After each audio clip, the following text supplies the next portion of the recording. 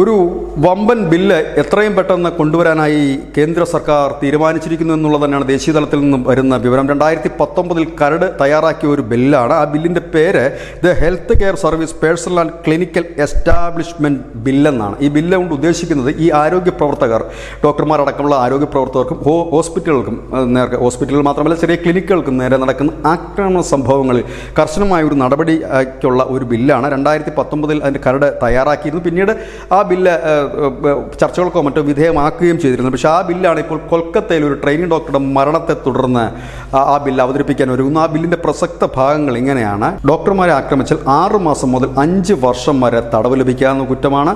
മാരകമായി മുറിവേൽപ്പിച്ചാൽ 10 വർഷം വരെ തടവും 10 ലക്ഷം രൂപ പിഴയുമാണ്. 1973 ക്രിമിനൽ നിയമപ്രകാരം ആരോഗ്യ സേവന രംഗത്തുള്ള ഉദ്യോഗസ്ഥർ പരാതി പോലീസ് സ്റ്റേഷനിൽ അറിയിച്ചാൽ DSP ഡെപ്യൂട്ടി സൂപ്രണ്ട് ഓഫ് പോലീസിൻ്റെ റാങ്കിൽ കുറയാത്ത ഏതെങ്കിലും ഒരു ഉദ്യോഗസ്ഥൻ അന്വേഷിച്ച് ഉടൻ തന്നെ നടപടിയെടുക്കേണ്ടതാണ്.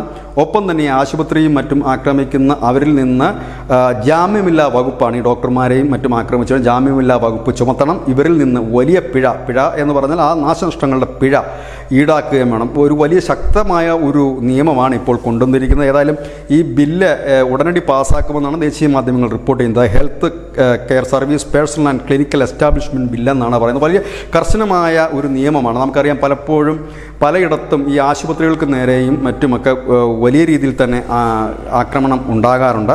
അത് ഒരുപക്ഷെ ഒരു ഡോക്ടറോടുള്ള ഇല്ലെങ്കിൽ മറ്റുള്ള വൈരാഗ്യത്തിൻ്റെ പുറത്ത് നടക്കുന്ന ആക്രമണങ്ങൾ വലിയ രീതിയിൽ തന്നെ ആശുപത്രിയിലെ രോഗികളെയും ആശുപത്രിയുടെ പ്രവർത്തനത്തെ തന്നെ നിശ്ചലമാക്കുന്ന തരത്തിലേക്ക് കാര്യങ്ങൾ മുൻപോട്ട് പോകുമ്പോഴാണ് ഈ നിയമം കർശനമായി മുൻപോട്ട് കൊണ്ടുവരുന്നത്. അത് ജാമ്യമില്ല വകുപ്പിലേക്ക് അത് നീങ്ങുന്നു. ഡോക്ടർമാരെ കയ്യേറ്റം ചെയ്താൽ 6 മാസം മുതൽ 5 വർഷം വരെയാണ് തടവ്.